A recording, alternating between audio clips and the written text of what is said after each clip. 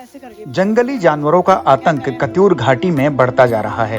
चौरसो गांव की महिलाएं रत जगाकर अपने फसलों की रक्षा कर रही हैं।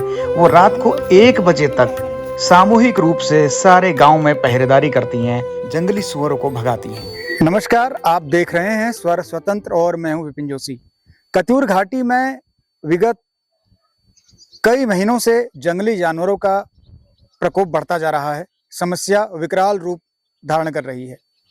इस वक्त मैं हूं चौरसो ग्राम सभा के पास। पास्तोली, चौरसो, वजूला, अयारतोली वाला एक क्षेत्र है। ये थानेश्वर के पास की एक जगह है जो कि केंद्र कहा जा सकता है इस पूरे इलाके के लिए। तो यहाँ बरहा, जिसे जंगली सुअर कहते हैं, उसका बड़ा आतंक है। गुलदार का भी आतंक आजकल हो रहा है और बंदरों का आतंक तो है ही।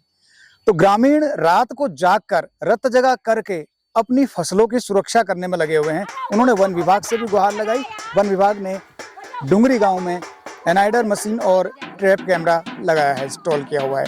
अब अगर गुलदार की गतिविधि ट्रैक हो जाएगी कैमरे में, तो शायद यहाँ पिंजरा लगाया जाए और गुलदार से मुक्ति इस गांव वालों को मिल सकती है। लेकिन जो फसलों को नुकसान हो रहा है, गेहूं की फसल है, आलू की फसल है, तमाम तरह की और भी फसलें हैं, उनको भी नुकसान पहुंच रहा है, तो उसका क्या होगा, ये गंभीर सवाल है, सोचनीय मुद्दा है। आइए बात करते हैं ग्रामीणों से और जानते हैं कि वो क्या कह रहे हैं अपनी इस गंभीर समस्या पर, क्या उनके उद्गार हैं। नमस्कार, स्वागत है आपका स्वर स्वतंत्र में। तो क्या दिक्कत परेशानी है आपको, किस तरीके से जंगली जानवर आपके इस क्षेत्र में खेती बाड़ी को नुकसान कर रहे हैं? नमस्कार सर। कि यहाँ पे बरहा और ये बाघ का इतना आतंक है सर। पिछले कई दिनों से यहाँ पे लोग मजबूरी में मतलब भगा रहे हैं, कुछ कभी कुछ आवाज निकाल के, कभी कुछ आवाज निकाल के। और साथ में ये मन्या भेल अयारतली वाले हैं, ये भी कल रात भी बरहा और बाघ को भगा रहे थे यहाँ से। और जैसे डुंगरी वाले, डुंगरी में एक सायरन भी लगा रखा है और वो भी बज रहा है। बाघ और बरहा इतना आतंक मचा के रखा है कि गेहूं, हमारे आलू जो है और काफी मतलब फसलों को बहुत सारा नुकसान मिल रहा है।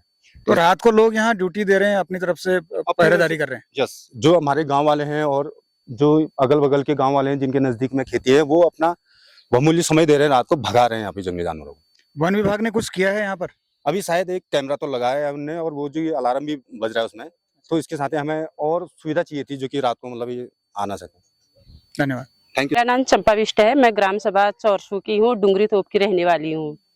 और मेन कारण ये है कि यहाँ जंगली जानवरों से बहुत खतरा है। परसों, आज से 5-6 दिन पहले यहाँ यहीं पर स्कूल है हमारा, प्राथमिक विद्यालय चौरसो, वहां पर गुलदार आया था।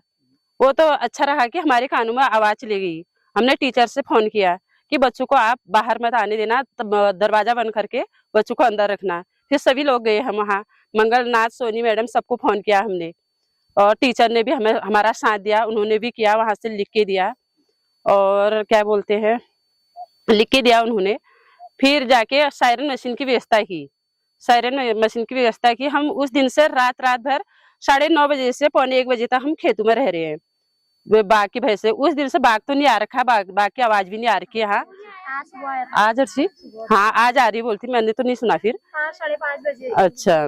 और बरहा ने पूरे खेत ऐसे बंजर बना दिए हमारे खेत, जिसका कोई क्या फायदा हमें खेती करके।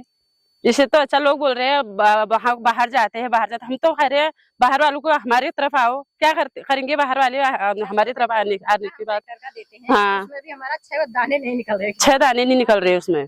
आपकी क्या दिक्कत है, क्या परेशानी है? जंगली जानवरों ने किस तरह से आपकी खेतीबाड़ी को नुकसान किया है, आप बताएंगे? पहले अपना नाम बता दीजिए। मेरा नाम श्रीमती बसंती देवी, ग्राम पंचायत चौरसू से हूँ मैं। और हमको सबसे ज्यादा समस्या, हम पूरा ग्राम पंचायत चौरसू वालों से, मतलब जितने भी हमारे तोक हैं, हमको सबसे पहली समस्या है बरहा की, जंगली जानवर। क्योंकि हम क्या कहते हैं, हम खेती तो कर रहे हैं लेकिन उसका हमको कोई भी लाभ नहीं मिल रहा है। और बरहा ने पूरे खेत हमारे खत्म कर दिए। पहले तो आप सभी को मेरा नमस्कार। मैं प्रियंका, ग्राम सभा चौरसो, तोक डुंगरी। क्या कहते हैं, हमारे गांव में ये गुलदार और ये सुअर, जंगली सुअर का बहुत ही आतंक हो रहा है। और हम रात को यहाँ सुअर को भगाने भी जाते हैं। और कल से हम यहाँ झाड़ी भी काट रहे हैं। हमारे वहाँ ये रास्ते भी खराब हो रहे हैं। और हमारे वहाँ मतलब आज तक कुछ भी सुविधा नहीं हुई है। क्या कहते हैं, लोगों के वहाँ सिंचाई का हो रहा है। और ये कटान के बारे में वहाँ लोग कहते हैं ना पैसे मिलते हैं, हमारे वहाँ पैसे भी नहीं है। क्यों आज तक यहाँ सरपंच ने हमको कुछ भी ना मीटिंग में बुलाते हैं और ना हमको बताते हैं कि हमारे यहाँ ये हो रहा है, ये हो रहा है करके हमको कुछ बताते भी नहीं है। क्यों रोटी का पैसा आता है, कहाँ जाता है वो, उसको हमको तो कुछ पता ही नहीं रहता उसका।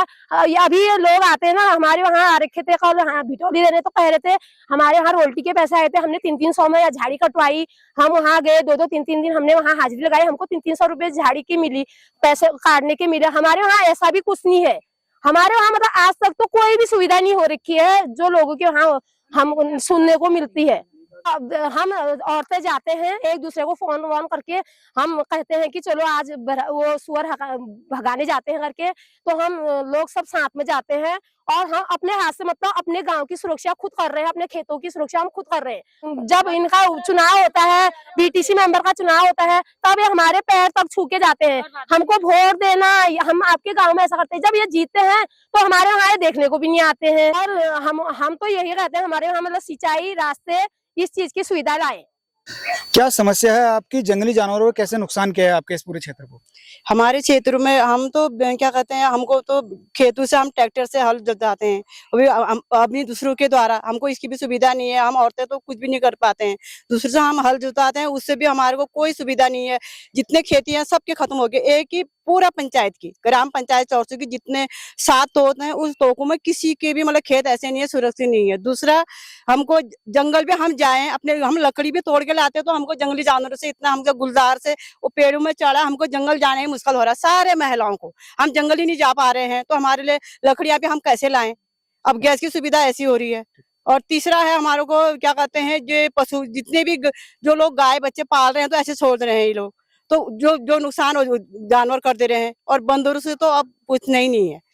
आप क्या बताना चाहेंगे? क्या नाम है आपका?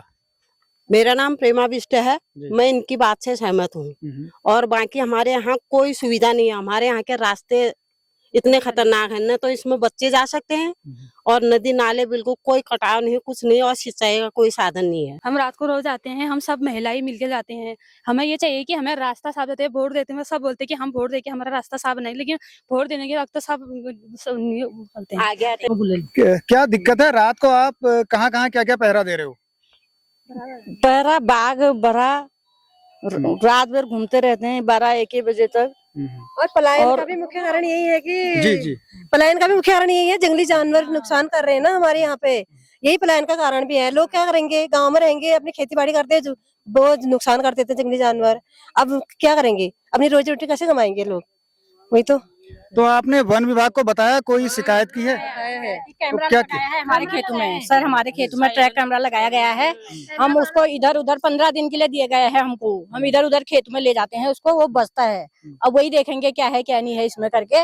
और हम रोज रात को जा रहे हैं परात थाली बजाते हुए, रात को हम पहरा कर रहे हैं 11-12-1 बजे तक। तो नंबर लगा के बारी बारी से करते हो, कैसे करते हो? हमारे गाँव वाले लेडीज हैं, हम लेडीज रात को एक दूसरे को फोन करके रोज रात को जाते हैं और हम 1 बजे घर आते हैं। फिर सुबह हमारे खेत फिर वही खोदे हुए मिलते हैं। अब हम कब तक बैठे वो खेतों में, दिन जो बैठे रात जो बैठे, हमको यही वो है। और न हमारे आपने कोई ज्ञापन बना के दिया, कोई कागज एप्लीकेशन बना के दी तहसील में या वन विभाग को? वन विभाग को दे रखा है।